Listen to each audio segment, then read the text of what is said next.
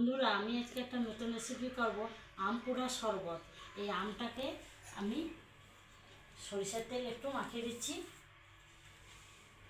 হ্যাঁ, এইভাবে সরিষার তেল মাখিয়ে দিচ্ছি। ওইখানে পোড়াটা দেখিয়ে দিচ্ছি, চলো দেখো। এইভাবে আমি গ্যাসটা জ্বালিয়ে দিচ্ছি আর রুটি ভাজার এটা নিয়ে নিচ্ছি।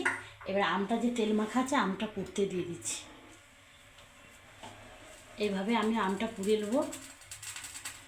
আমের গায়ে তেল থাকলে কিন্তু চটচড় করবে, কিন্তু তাড়াতাড়ি পুরাটা হয়ে যাবে কম সময়ের মধ্যে। দেখো, এক ধারে আম পুরা হয়ে গেছে, আমি এইভাবে উল্টে দিচ্ছি আর এক ধারে হয়ে যাবে। এই আমটা তো সবুজ আছে, যখন আমটা উল্টাবে গ্যাসটা কমিয়ে রাখবে, তারপর উল্টার পরে ফুল গ্যাস চালু করে দেবে। এই অংশটা খুব সুন্দর পোড়া হয়ে গেছে, নিচটা সবুজ আছে। দেখো, এইভাবে আম পুড়তে হবে, একটু একটা কাটা চামচ দিতে হবে, একটু উল্টে করে আমটা পুড়ে নিতে হবে। আর এই দিকটা বাকি আছে, এই লাল করে গট্টাটা আমটা পুড়িয়ে দিচ্ছি আমি। দেখো, আমটা সুন্দরভাবে আমি পুড়িয়ে নিয়ে চলে এসেছি। আর উপরে ছালাটা ছাড়িয়ে দেবো আর ভিতরে আটিটা বাড়িয়ে দেবো। এইভাবে আমটা বাড়ি গরম থাকতে থাকতে ছাড়িয়ে দেবে।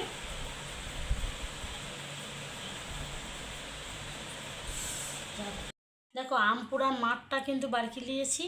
এইবারে এতে কিন্তু জলজিরা আছে, লবণ আছে আর লঙ্কা গুঁড়ি আছে। এইবারে এই নেবুটা আমি গ্লাসের মুখে খুব সুন্দর করে মাখিয়ে দিচ্ছি। এই জলজিরার উপরে এইভাবে দিয়ে দিচ্ছি। আবার এই আর দ্বিতীয় গ্লাসটা এইভাবে নেবুটা মাখিয়ে দিচ্ছি, এই জলজিরার উপরে দিয়ে দিচ্ছি। এইবারে নেবুটা কেটে এই মাঝখানে, এবারে ফ্রিজের জল, ঠান্ডা জল, এইভাবে আমি জলটা ঢালছি। এই জলের মাপটা দেবো, কেন বরফ তো দিতে হবে। জলটা দেওয়া হয়ে গেল, এবারে আম পোড়া মাঠটা দিয়ে দিচ্ছি।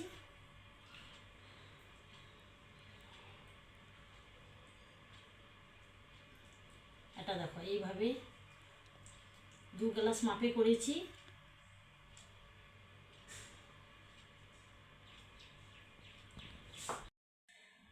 ঠান্ডা জল দেওয়া হয়েছে, আম পোড়ার মাঠটা দেওয়া হয়েছে। এইবারে বিট লবণ, লঙ্কা গুঁড়ি, লবণটা দেওয়া হয়ে যাচ্ছে পরিমাণ দেখে।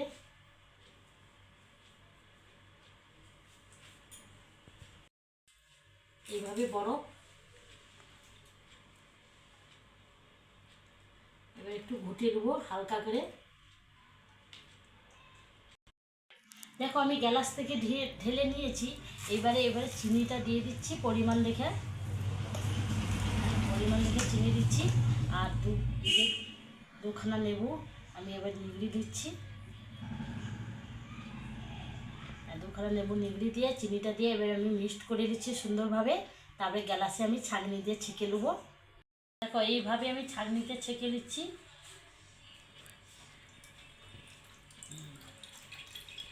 কম কম করে ছাঁকনিতে ছেলতে হবে, কেন আম পুরা তো, তার মাড়গুলো থেকে যাচ্ছে।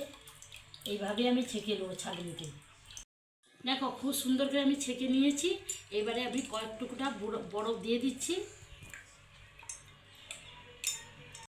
এভাবে আম পোড়া শরবত বাড়িতে সহজভাবে বানিয়ে খেতে পারে, খুব দারুণ হয়েছে। আর এই আম পোড়া শরবতটা যদি ভালো লাগবে আমাকে লাইক করবে, শেয়ার করবে, কমেন্ট করবে। আগামীকাল দেখা হচ্ছে, সবাই ভালো থাকো।